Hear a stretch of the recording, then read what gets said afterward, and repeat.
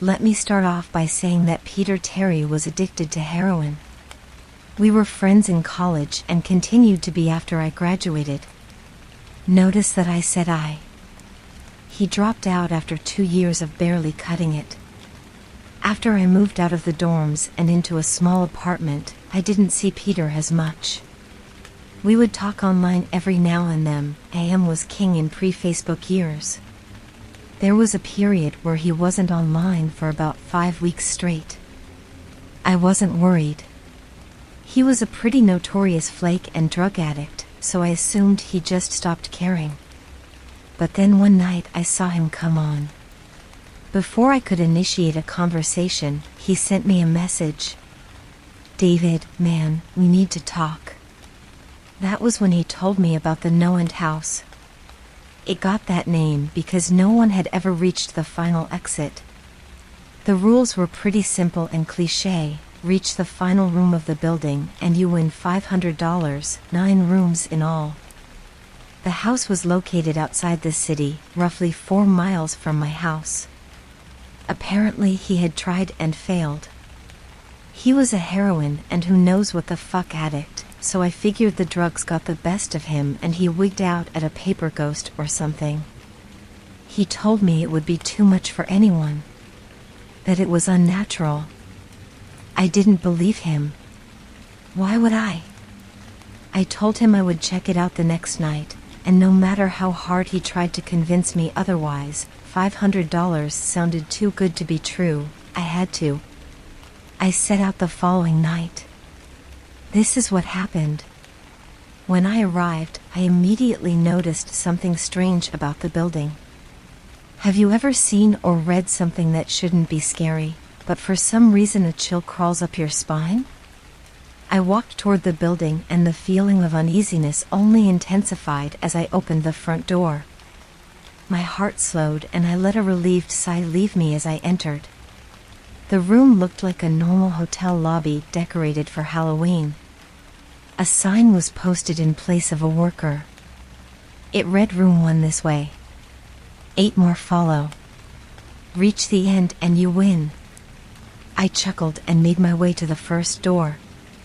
The first area was almost laughable. The decor resembled the Halloween aisle of a Kmart, complete with sheet ghosts and animatronic zombies that gave a static growl when you passed by. At the far end was an exit, the only door besides the one I entered through. I brushed through the fake spider webs and headed for the second room. I was greeted by fog as I opened the door to room 2.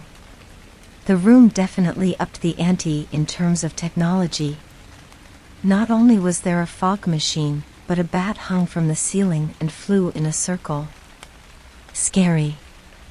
They seemed to have a Halloween soundtrack that one would find in a 99-cent store on loop somewhere in the room. I didn't see a stereo, but I guessed they must have used a PA system. I stepped over a few toy rats that wheeled around and walked with a puffed chest across to the next area. I reached for the doorknob and my heart sank to my knees. I did not want to open that door. A feeling of dread hit me so hard I could barely even think. Logic overtook me after a few terrified moments, and I shook it off and entered the next room. Room 3 is when things began to change. On the surface, it looked like a normal room.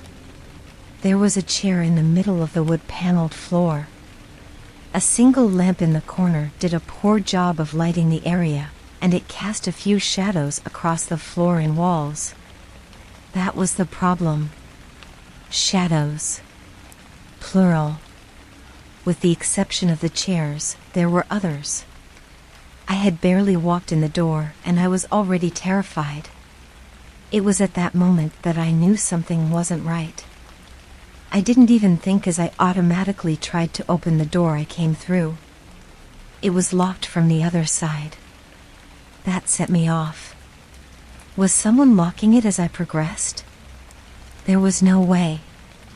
I would have heard them. Was it a mechanical lock that set automatically? Maybe. But I was too scared to really think. I turned back to the room and the shadows were gone. The chair's shadow remained, but the others were gone.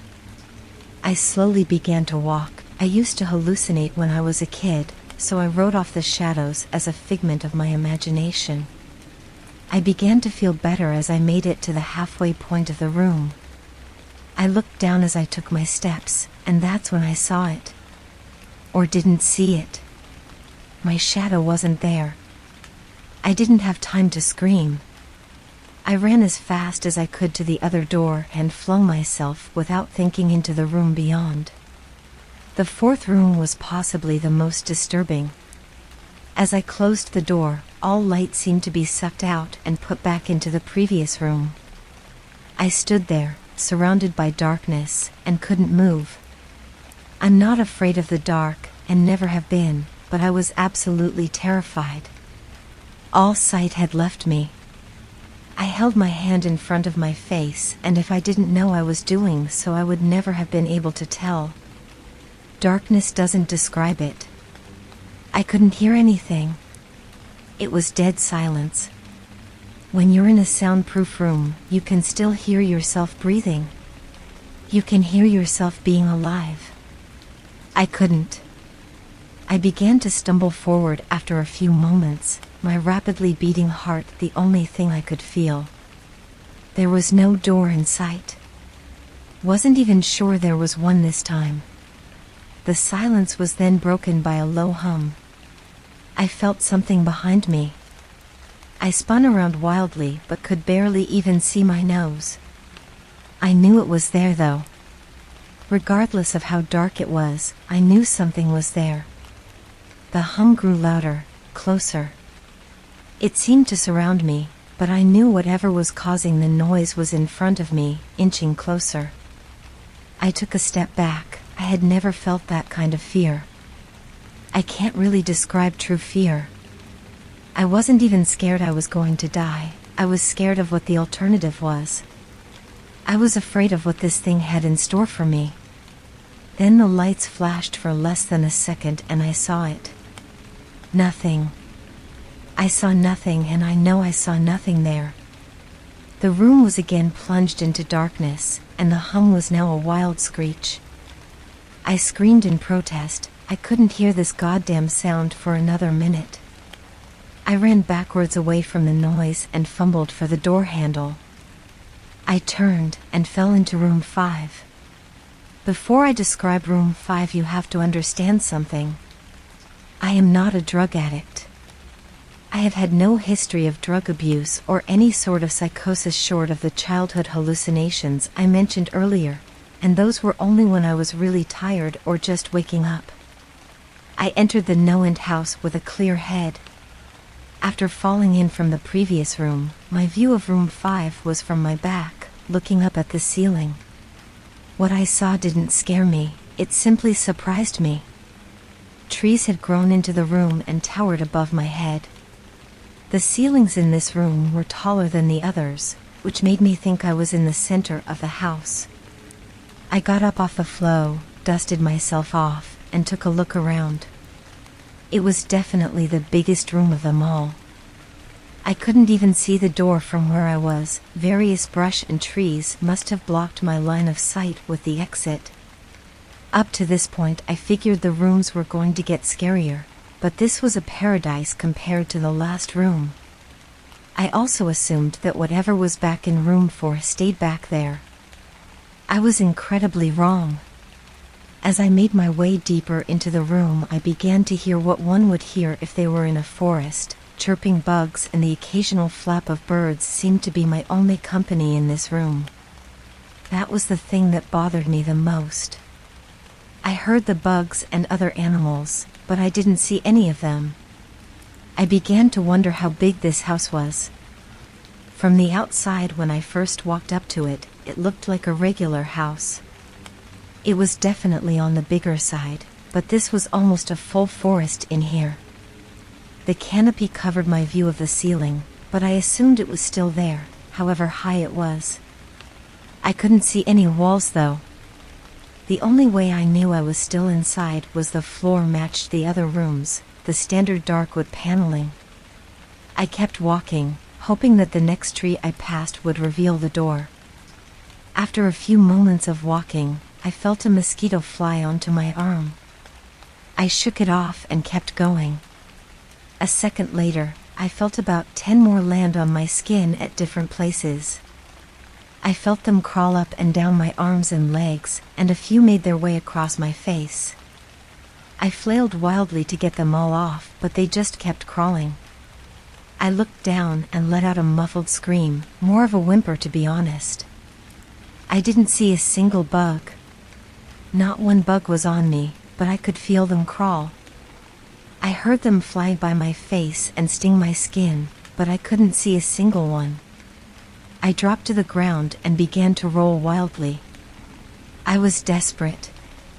I hated bugs, especially ones I couldn't see or touch. But these bugs could touch me, and they were everywhere. I began to crawl. I had no idea where I was going. The entrance was nowhere in sight, and I still hadn't even seen the exit. So I just crawled, my skin wriggling with the presence of those phantom bugs. After what seemed like hours, I found the door. I grabbed the nearest tree and propped myself up, mindlessly slapping my arms and legs to no avail.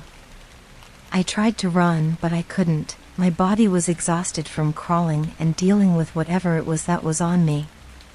I took a few shaky steps to the door, grabbing each tree on the way for support. It was only a few feet away when I heard it. The low hum from before. It was coming from the next room, and it was deeper. I could almost feel it inside my body, like when you stand next to an amp at a concert. The feeling of the bugs on me lessened as the hum grew louder. As I placed my hand on the doorknob, the bugs were completely gone, but I couldn't bring myself to turn the knob. I knew that if I let go, the bug would return, and there was no way I would make it back to room 4. I just stood there, my head pressed against the door marked 6 and my hand shakily grasping the knob. The hum was so loud I couldn't even hear myself pretend to think. There was nothing I could do but move on. Room 6 was next, and room 6 was hell. I closed the door behind me, my eyes held shut and my ears ringing. The hum was surrounding me. As the door clicked into place, the hum was gone. I opened my eyes in surprise, and the door I had shut was gone. It was just a wall now. I looked around in shock. The room was identical to room 3, the same chair and lamp, but with the correct amount of shadows this time.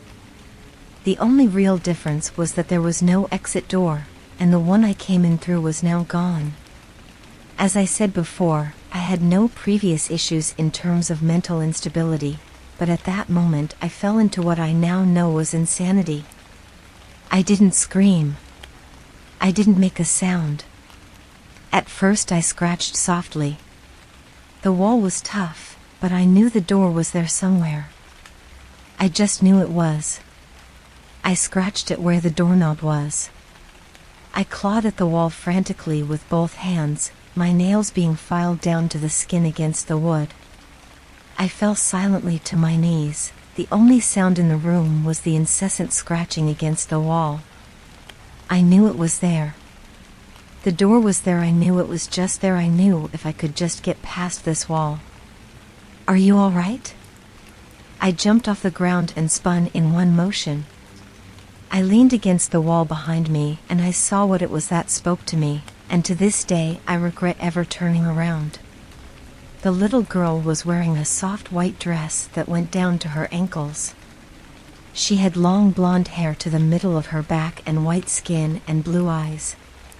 She was the most frightening thing I had ever seen, and I know that nothing in my life will ever be as unnerving as what I saw in her.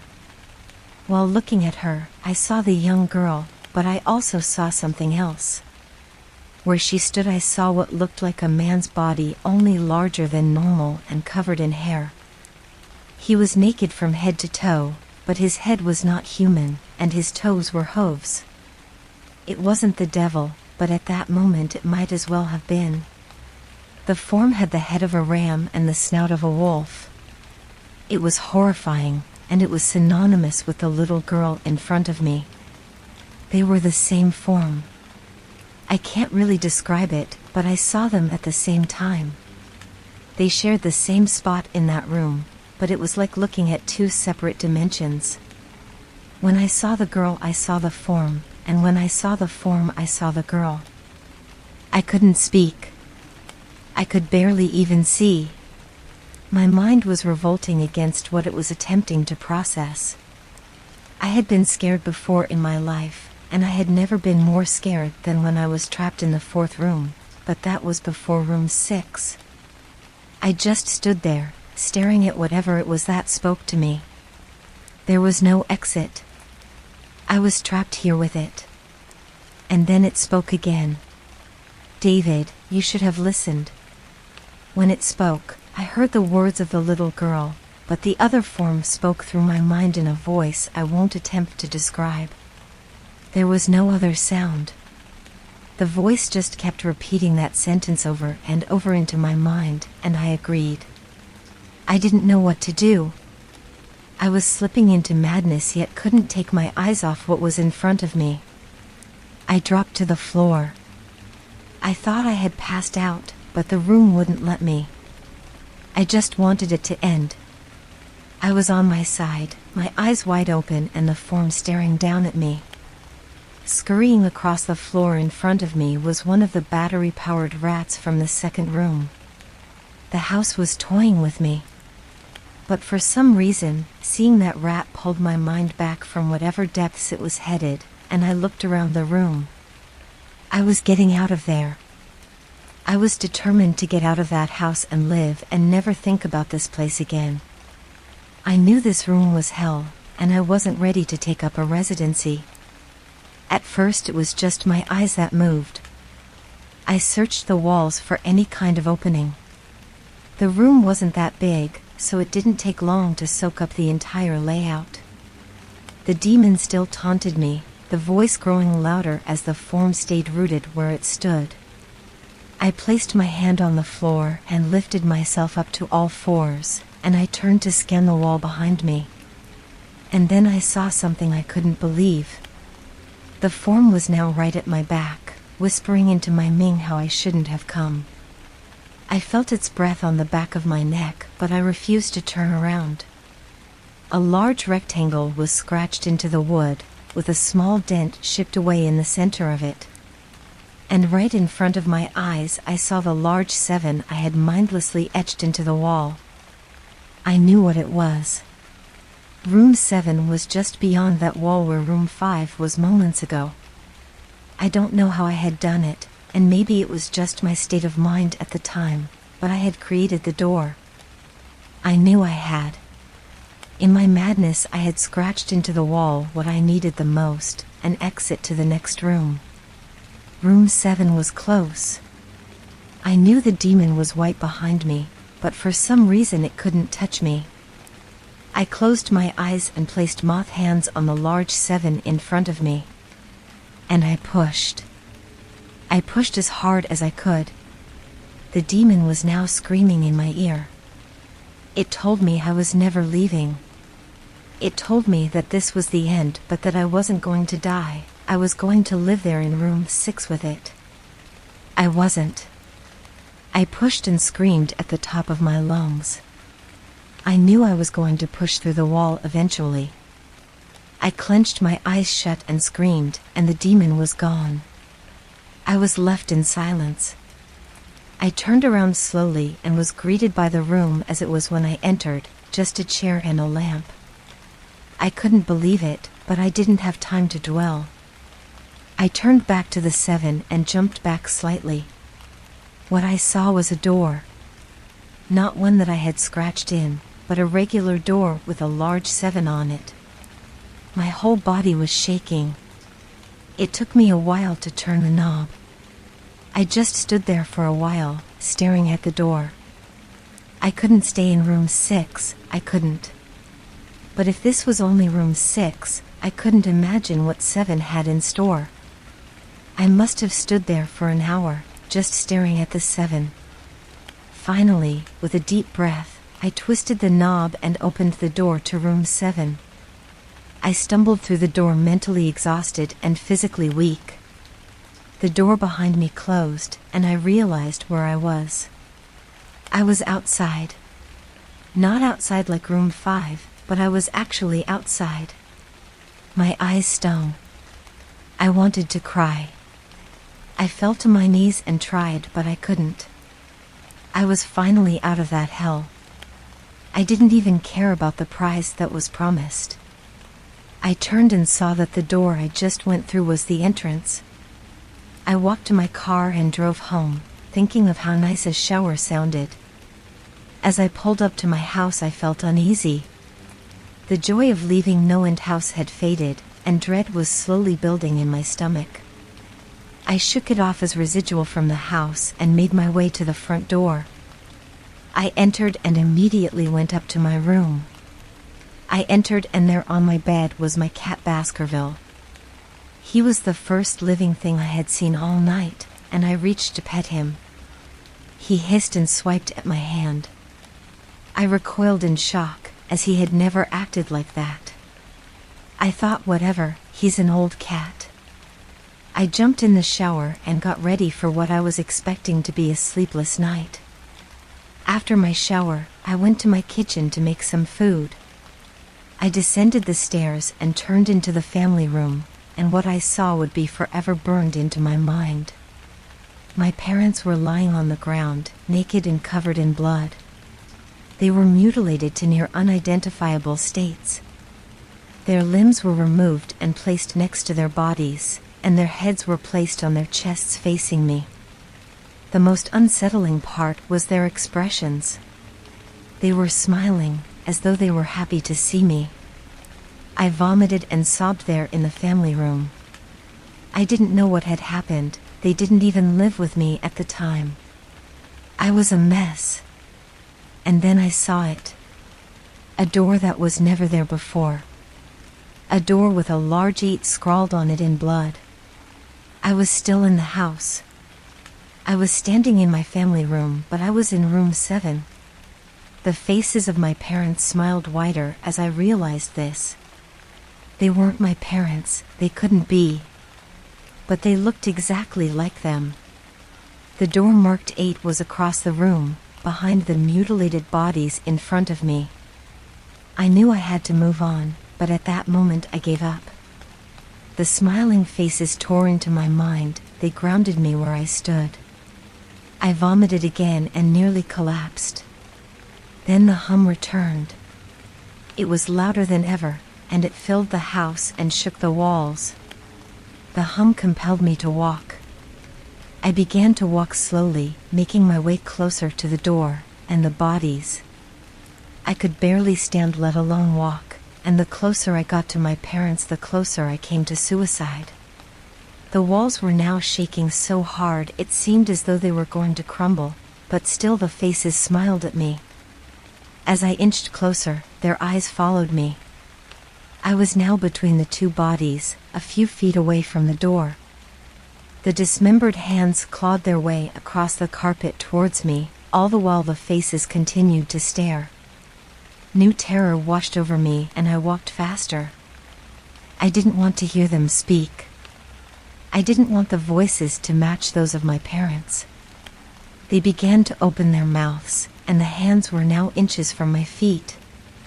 In a dash of desperation, I lunged toward the door, threw it open, and slammed it behind me.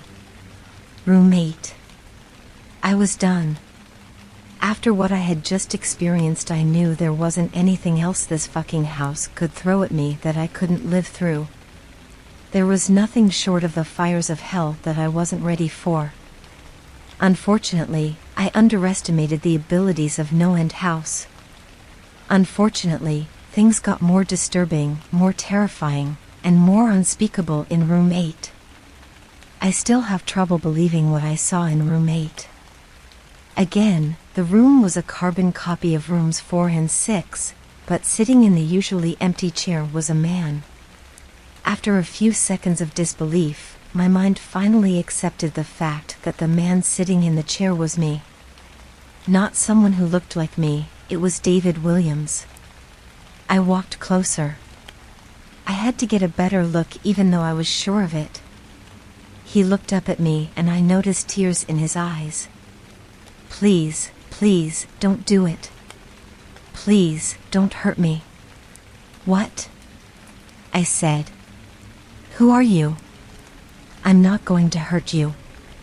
Yes, you are. He was sobbing now. You're going to hurt me and I don't want you to. He sat in the chair with his legs up and began rocking back and forth. It was actually really pathetic looking, especially since he was me, identical in every way. Listen, who are you? I was now only a few feet from my doppelganger. It was the weirdest experience yet, standing there talking to myself. I wasn't scared, but I would be soon. Why are you Dash? You're going to hurt me, you're going to hurt me. If you want to leave, you're going to hurt me. Why are you saying this? Just calm down, alright? Let's try and figure this Dash. And then I saw it. The David sitting down was wearing the same clothes as me, except for a small red patch on his shirt embroidered with the number 9. You're going to hurt me, you're going to hurt me, don't please, you're going to hurt me. My eyes didn't leave that small number on his chest. I knew exactly what it was. The first few doors were plain and simple, but after a while they got a little more ambiguous. 7 was scratched into the wall, but by my own hands. 8 was marked in blood above the bodies of my parents. But 9, this number was on a person, a living person. And worse still, it was on a person that looked exactly like me. David? I had to ask. Yes, you're going to hurt me, you're going to hurt me. He continued to sob and rock. He answered to David. He was me, right down to the voice. But that 9. I paced around for a few minutes while he sobbed in his chair. The room had no door, and similarly to room 6, the door I came through was gone. For some reason I assumed that scratching would get me nowhere this time. I studied the walls and floor around the chair, sticking my head underneath and seeing if anything was below. Unfortunately, there was. Below the chair there was a knife. Attached was a tag that read, "To David, from management." The feeling in my stomach as I read that tag was something sinister.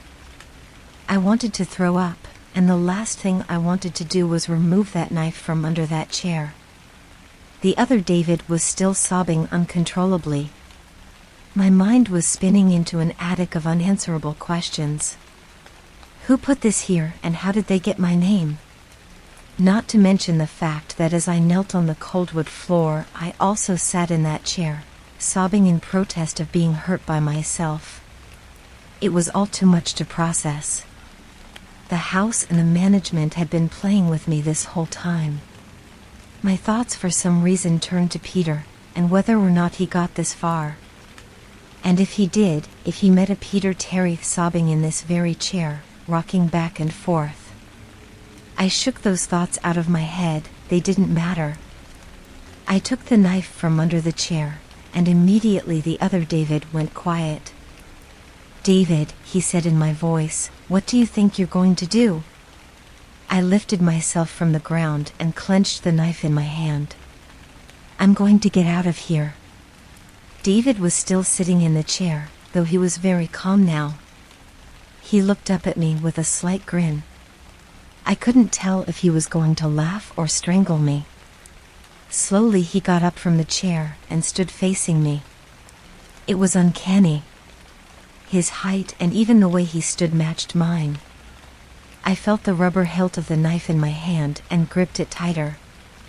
I didn't know what I was planning on doing with it, but I had a feeling I was going to need it. Now, his voice was slightly deeper than my own.